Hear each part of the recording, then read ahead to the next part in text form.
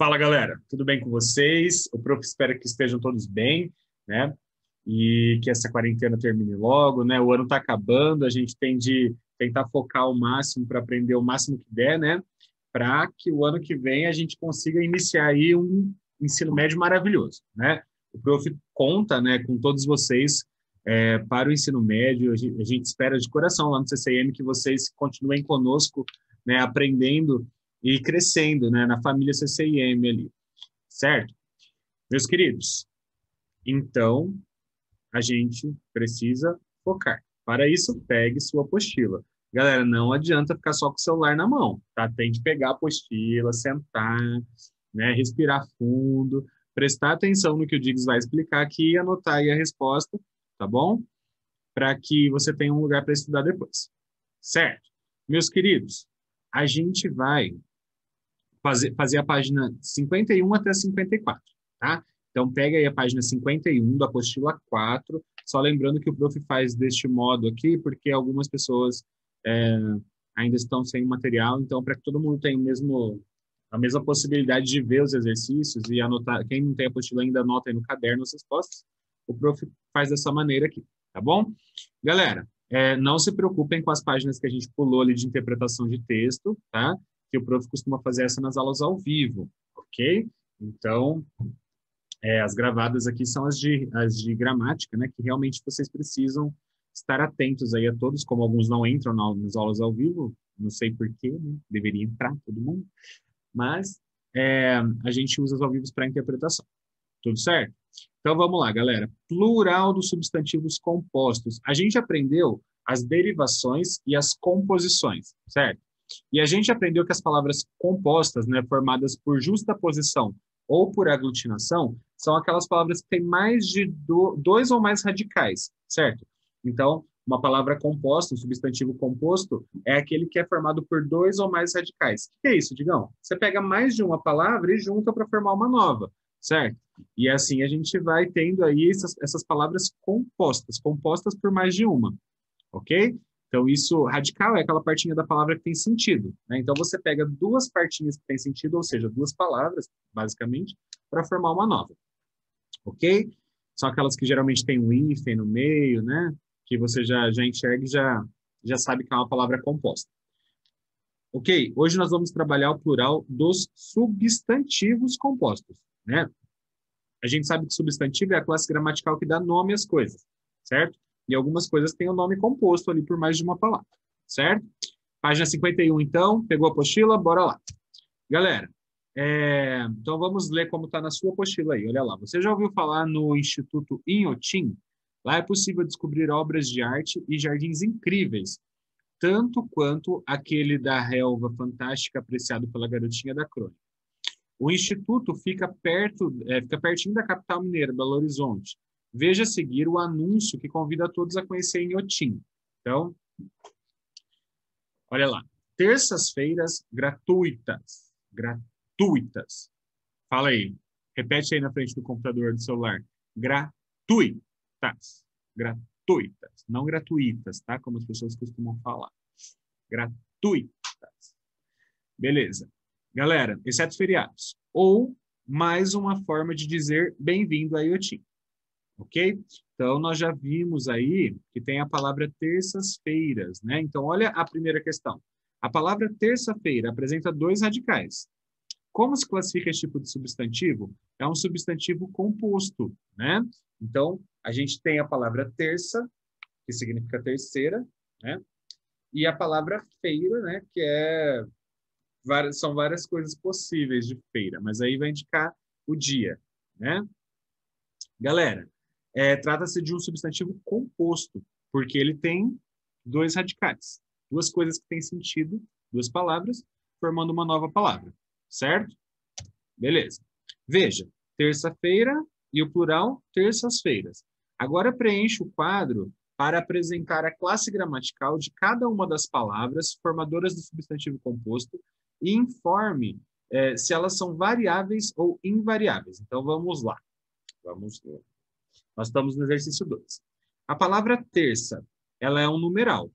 A classe gramatical dela é um numeral, certo? Ela indica a terceira parte. Então, terço é um numeral. Ele é variável ou invariável?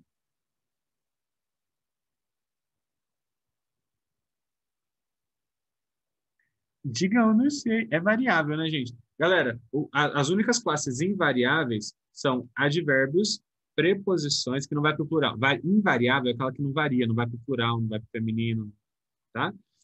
Numeral tem, né? Numeral tem o terço, tem a terça, certo? Tem um terço e tem a terça parte, beleza? Então, é uma classe variável. É uma classe que pode ir para o plural, né? Pode ser terças, e assim por diante. Feira é um substantivo. Existem as feiras? Existem, ó. Então, ela também é variável, é um substantivo variável, certo? Existe uma feira, existem várias feiras por aí, certo? Então, tanto o numeral quanto o substantivo são classes variáveis, são aquelas que podem ir para o plural, por exemplo, tá? Diferentemente dos advérbios, das preposições, das conjunções, das interjeições, tá? Beleza. 3. Dê outros exemplos de substantivos compostos formados por radicais da mesma classe gramatical das palavras formadoras de terça-feira. Então é só você colocar os outros dias da semana aí, né? Segunda-feira, quarta-feira, quinta-feira, sexta-feira. Beleza? O que a gente consegue perceber com esse exercício? Que quando a palavra é variável, quando é uma palavra que ela pode ir para o plural quando ela está sozinha, quando ela está formando uma palavra composta, como terça-feira, as duas também vão para o plural. Terça sozinho não vai para o plural? Vai. Feira sozinho não vai para o plural? Vai. Quando eu junto terça-feira, as duas vão para o plural. As duas têm o S aí, tá vendo? Então, é só você pensar assim. Vou olhar ali para a palavrinha composta. Se eu sei que essa palavrinha ela tem plural quando ela está sozinha, quando ela está junto ali também ela vai para o plural. Certo? E aí, nós vamos tentar entender essas regras. O prof vai explicar as regras para vocês que tem aí na apostila, certo? Então, como que se flexionam esses substantivos compostos? Olha a explicação aí. Na flexão do substantivo terça-feira, ambos vão para o plural, porque são palavras variáveis, certo? Essas palavras elas são variáveis quando estão sozinhas, então quando estão juntas também. Porém, há casos, porém, sempre tem um porém no português, em que só o primeiro elemento varia e os outros, né, em que apenas o segundo elemento vai para o plural. Então, tem alguns que só o primeiro varia, outros só o segundo, né? Há, por fim, casos que nenhum dos dois varia.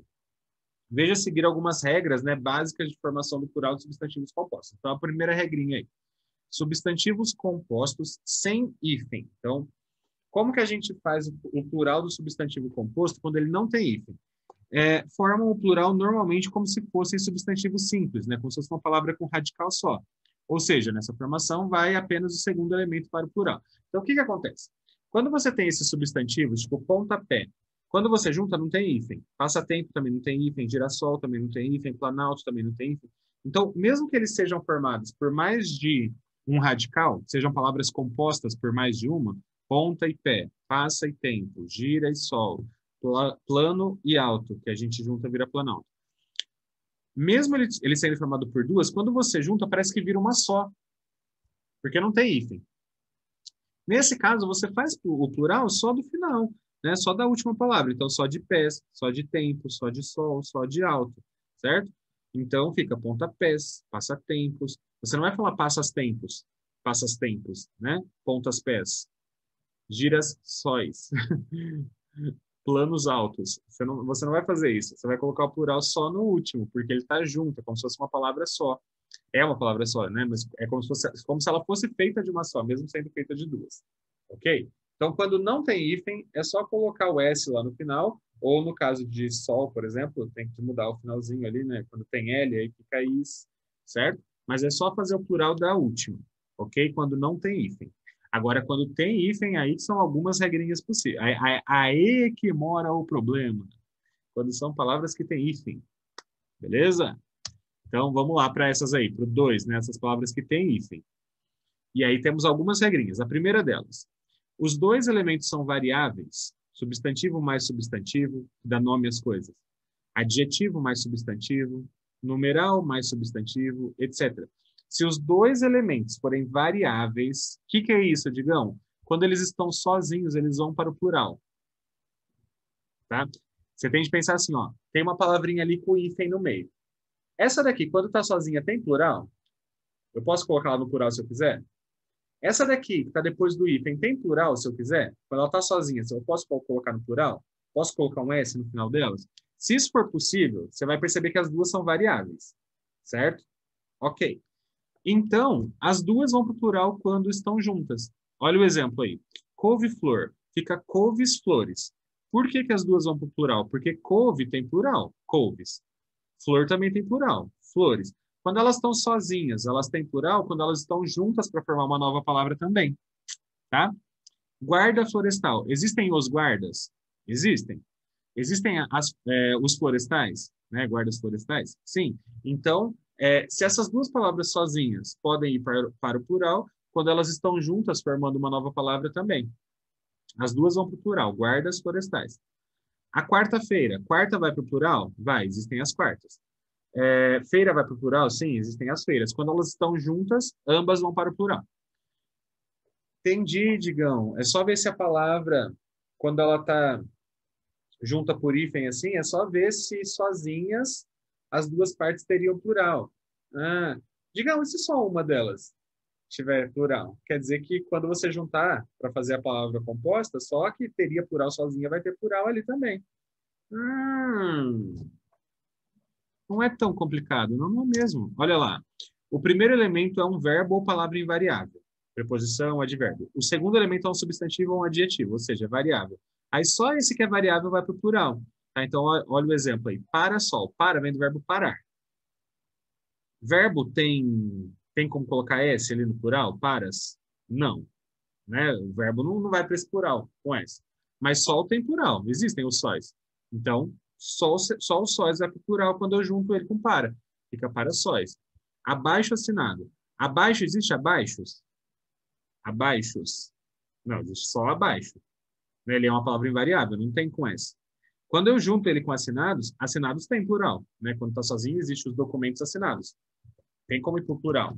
Então, só essa palavrinha que sozinha vai para o plural, quando ela está junto com a outra, só essa daí que vai para o plural. Só essa que pode ir para o plural quando está sozinha também.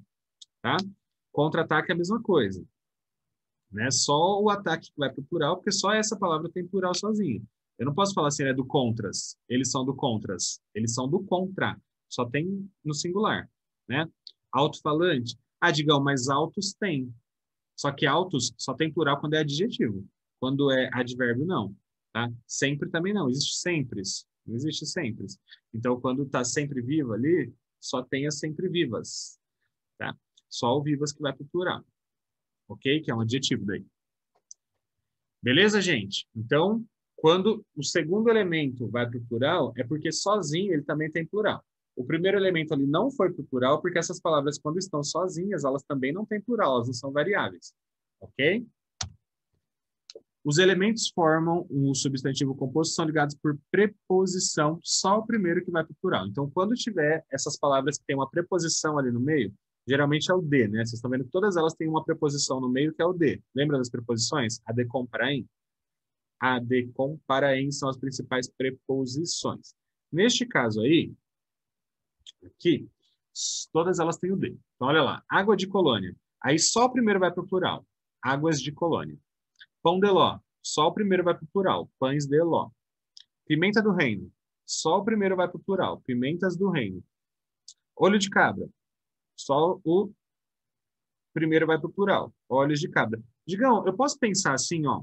Quando eu tenho águas de colônia, quer dizer que eu tenho várias águas e todas elas são da colônia. Então, eu indico o tipo de água. Por isso que só água que vai para o plural. Né? Quando eu tenho pães de ló. Pães de ló é um tipo de pão, né? Um tipo de bolo. Quando eu tenho vários pães de ló, eu tenho vários pães, mas todos eles são de ló. É o mesmo tipo. Por isso que... Ah, Digão, entendi. Pimentas do reino. Eu tenho várias pimentas, mas todas elas são do reino. É o tipo de pimenta. Mas o que aumenta é o número de pimenta, não os tipos. Por isso que só o primeiro ali que vai para o plural. Entende? O da frente é só para indicar o tipo da coisa ali que pode aumentar. Ok? Os elementos são palavras repetidas ou onomatopeicas, né? Imita som de coisas, som de animais. Só o segundo, de instrumento musical, enfim. Só o segundo elemento vai para o plural, tá? Então, quando você tem o reco-reco, palavras repetidas, só o último vai para o plural. O ping-pong, só o último vai para o plural. O bem-te-vi imita o som onomatopeico, né? Do bichinho. O tic-tac também. Só o finalzinho ali que vai para o plural. Então, palavras repetidas ou que imitam sons, só a última que vai para o plural. Ok? Beleza. Então, vamos pôr em prática. No ação. Olha lá. Ação aí, acharam? Página 53. Acharam? Então, bora lá. Leia os versos a seguir. Estrelas. Há estrelas brancas, azuis, verdes, vermelhas. Há estrelas peixes, estrelas pianos, estrelas meninas, estrelas voadoras, estrelas flores, estrelas sabiás. Quantos tipos de estrela temos, não? Galera, texto aí do Murilo Mendes. 1. As palavras compostas por estrela e um segundo elemento variável no poema não aparecem nos dicionários. Elas foram criadas pelo poeta. Que nome se dá ao fenômeno de criar palavras? Nós aprendemos na última aula, quando falamos sobre os outros processos de palavras, de formação de palavras. E a gente aprendeu sobre os neologismos. Neologismo é novo, logismo, palavra, nova palavra, certo? Então, essas palavras aí, estrelas pianos, estrelas meninas, estrelas voadoras, não existem essas palavras no dicionário. Não tem esses tipos de estrelas no nosso dicionário. Então, são neologismos, novas palavras. Beleza? Esse é o processo de formação dessas palavras aí. Digam, mas é composição. É composição por justaposição, né? Porque, sim, é um tipo de composição por justaposição. Mas como são palavras que não existem na língua, então elas também são consideradas neologismos. Beleza? É composição por justaposição, porque você põe uma do lado da outra sem mudar nada, né? Mas são palavras que não existem na língua portuguesa, então são neologismos. Ok? Não existem juntas, tá, gente? Não existem assim com hífens, tem separadas, né? E é justamente essa explicação de neologismo, é quando você pega coisa que já tem na língua e forma uma coisa nova. 2. Continue. Copie do poema os substantivos compostos e explique por que ambos os elementos que o constituem estão flexionados. Galera, eles pedem para vocês copiarem todas essas estrelas que tem hífen aí.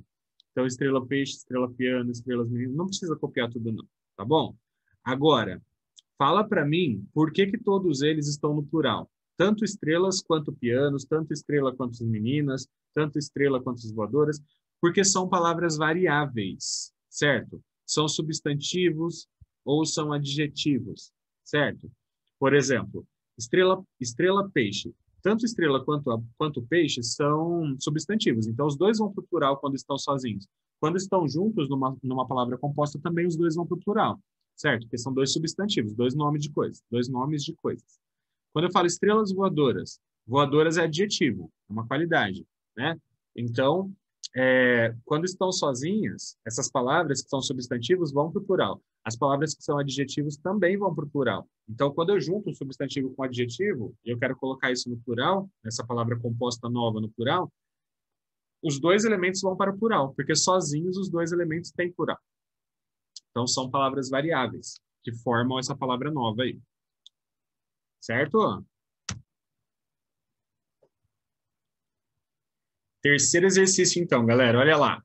Se entre os versos o poeta tivesse feito uso do substantivo estrela do mar, com esse do aí no meio, como você reescreveria ao flexioná-lo no plural? Só lembrando, o plural, quando tem uma preposição no meio, a, de, com, para, em, nesse caso do, né, que é a preposição de mais o artigo o, sempre que acontecer isso, tiver três palavrinhas assim e o do meio for uma preposição, só o primeiro que vai para o plural. Esta é a regrinha que a gente acabou de ver, tá?